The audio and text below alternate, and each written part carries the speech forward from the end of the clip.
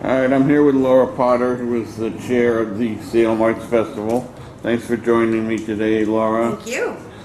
And I see the festival has all kinds of exciting things happening this year. First of all, when is the festival? The festival is June 7th through 9th. June 7th is the opening reception at Old Town Hall, which starts at 5 o'clock. We're going 5 to 9. And then the regular festival hours for the rest of the weekend are Saturday around 10 to 5 or 6, and same with Sunday.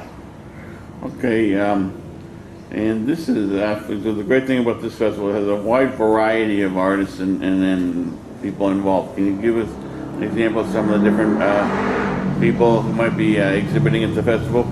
Sure, we've got the juried exhibit at Old Town Hall that the Salem Arts Association is organizing. And we've got all kinds of artists, from painters to photography. We have a fibers artist this year. There will be music throughout the festival. We'll have a stage, weather permitting, at the Fountain Stage outside of the Museum Place Mall. There will also be live entertainment in Derby Square.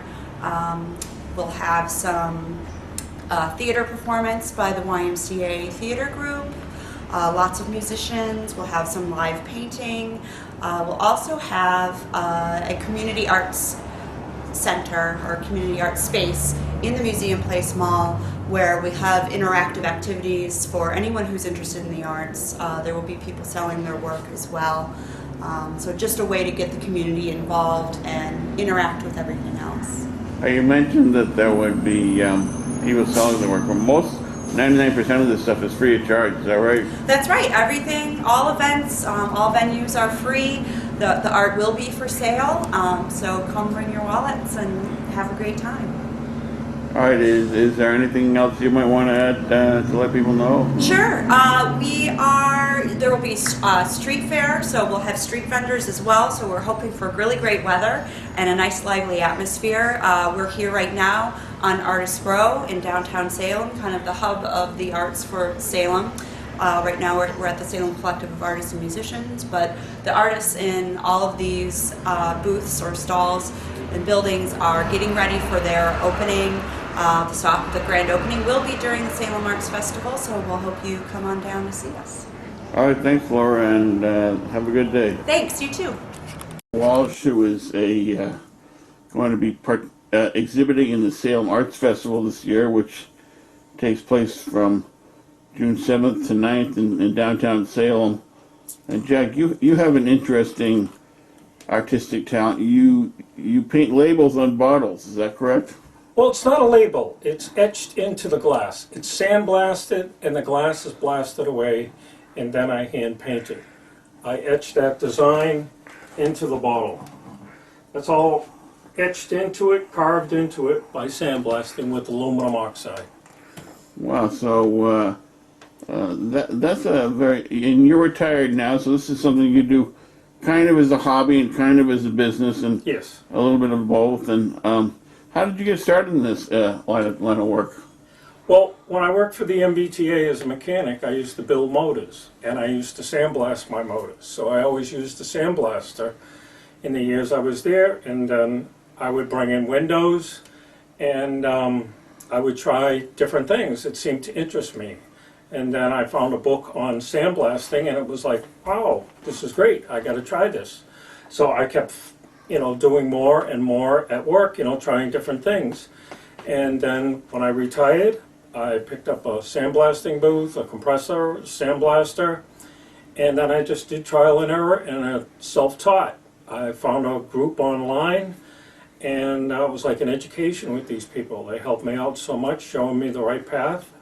And also it was like I didn't have that much space, so I couldn't do big windows and stuff, so I started and stuck with the wine bottles, and it works great because with it I can see the person's emotions when they get the bottle. Always makes them smile. Sometimes you get, oh my God, because they're so happy with the design and how it came out. Wow, that's great. You want to give a little close-up on some of those bottles over there? Yeah, this is one for a wedding that I had done. All right.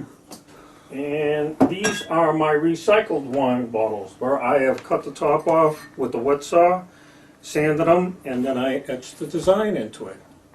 All right. You know, and I have these, I have different ones, and I have company ones. I've done some for companies, I've done for travel agencies, real estate, different businesses that want something for their customers to be appreciative. So like something for the customers, you might design one bottle and then they'd kind of like have a way of transferring it out to however many cases of wine they need. Yep. You know, like for the travel agency, it was their 25th anniversary. I think I did 6 cases of wine bottles for them. So they had them on each table for their people when they had their party. Wow, that's fantastic. And they said it was a great hit. Well, that's a little special touch, I guess. Huh? Yes. All right, let's look at this piece over. This is on over there. This is something you're going to be exhibiting Yes. at the Arts Festival. That's an interesting piece.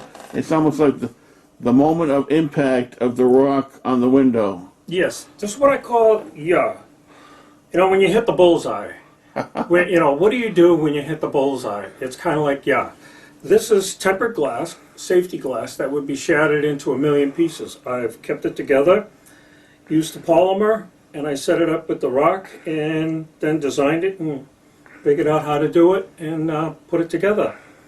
How did It's a great little conversation piece because it makes people stop and look at it. They're like, "Oh my God, how did you do that?" It's very interesting. So you might offer this piece for sale, or Yeah. what is that? Yes. How much? Let me just ask you. The Arts Festival is a non-profit, but how much would you be expecting for that piece? I'd like to get 400 because 400. I put, you know, it's a lot of time and Right. effort to do that and figure out the sequence of how to put it together and make it work. So how do you get the effect of like the glass looks like it's almost shattering. It's kind of fragmented a little bit there. How do you get that effect? Well, it's a clear polymer in there, so it's all kept together. I had to build a frame to shatter the glass, but also keep it together. And then with the polymer, the liquid polymer, you pour that on there, and then you just it's kind of like steps you have to figure out how to make it work to put it together, so that you can set the rock in there, have it balanced, have it dry together, and then you have to figure out what's the framework you have to put it in. This is an old frame I have. It's an old house here we had from the windows. I just ended up cutting it and putting it in there to make it look like, okay, boom. That was my bullseye. That's my hit. It's my conversation piece. It gets people to stop and look at, and see what you're doing. Do you have, obviously now you do the wine bottle, specialize in the wine bottles, and then we have this conversation piece there. Is there any other particular forms of glass art that you use, or is it mostly the... Well, I've done like vases, No, that's stuff here. that's a maple leaf. Yes. Are you a hockey fan? No. Excuse me? I'm sorry. The Bruins just played the Maple Leafs last Oh, night. yeah. Yeah, and they came back. It was a great game. Yeah. But also, I've done different ones with sports. If you're into sports, Uh-huh. I have Fenway Park. Well, let's get a look at that. So you do that's the Green Monster, Yes, that's And, a scoreboard. and the Red Sox are beating the Yankees. Yes. All right. This is one I made up on my own, but I can put any game in there. A lot of people that have seen this have had me do the 7th game of the ACLS, but it came back Oh, yeah. after being down 3-0. Right. And they came back, and the last game they won, I put that 7th game score on there. Now, how much might something like that cost? This is 35 for this, and then it's another 20 for the stand. Oh, that's definitely affordable. Yes, I have other things outside, that I can show you and stuff. So how long have you been doing this for? Well, I retired in 2004. About since 2007, I've been doing this. Since 2007. Has your business been growing? Has it been steady? Each year, the business grows more and more and more. It's like kind of like it just a little bit more and more. Everything, word of mouth. People are hearing what I'm doing. Right. There's nobody around here that does what I do, so it's been working great. All And I right. get to see the people, and I get to see the smiles, and I get to create the emotions. We want to have a look at some of the pieces out there. All right, Jack. Now Certainly. we're in your backyard looking at some of your other pieces. These almost look like a Pablo Picasso kind of thing going here. Yeah, this is all different pieces of glass that were cut from other pieces. I kind of like put all the scraps together, and I just made a nice piece out of that. This is my thick man. These all pieces of glass cut with the wet saw, designed and then glued together. And then I have the butterfly guy. He has a butterfly on there. This was in the Marblehead Art Show last year. All And right. I have my other etchings here that I've done on glass, different etchings, sailboat, and also I have nothing is etched in stone. There you go. So All right, I've done, we should all remember that. yeah, I have some other ones there, but I don't know. Let's get a look at some of this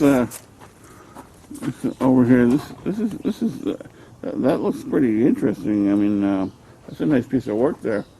Which one? This one? Yeah. Yeah. Yeah, that's one of my first, attempts. This is one of my first attempts at etching.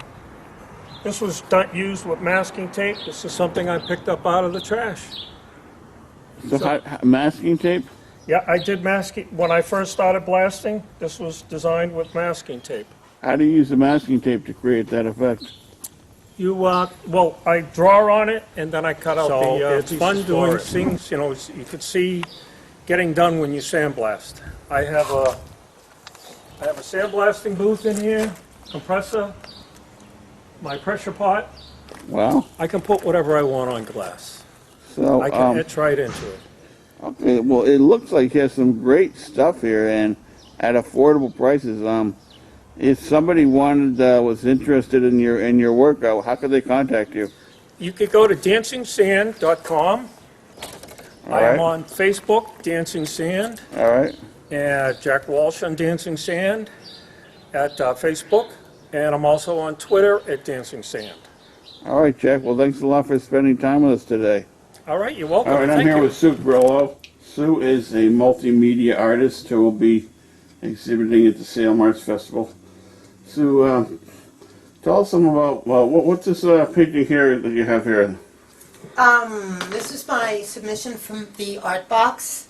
They haven't decided who is actually going to do it, so if this is pretty much a preview of it.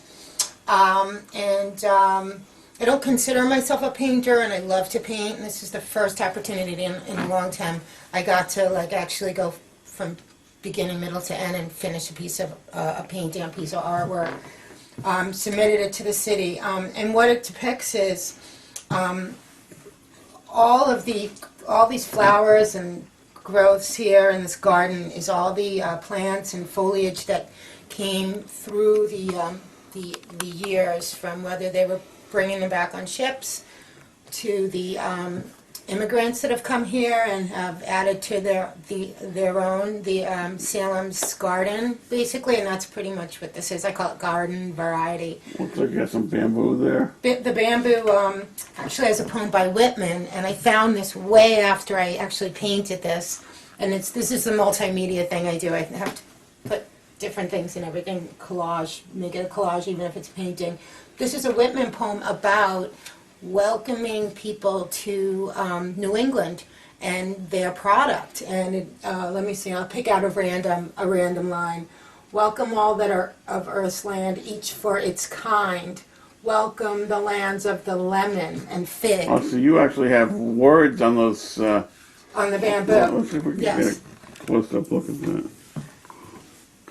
And it just so happens that Whitman has a poem of what I wanted this painting, what the genesis of this painting was, is that New England, and especially Salem, with the trade so long ago, and all of us, like I'm Italian, and the Dominicans, and the Irish, and on and on and on, and we've all brought all of these beautiful flowers and plants to this town, and this is what this garden represents. And then I found the Whitman poem, which basically is about how New England has welcomed people from all over the world with what they grew, and then planted them on our land. So that's what this painting is about, and that's why I thought it would be a good idea for an art box submission. I also I love collaboration, and I'm collaborating with Jim Bostic on his tarot project. I love to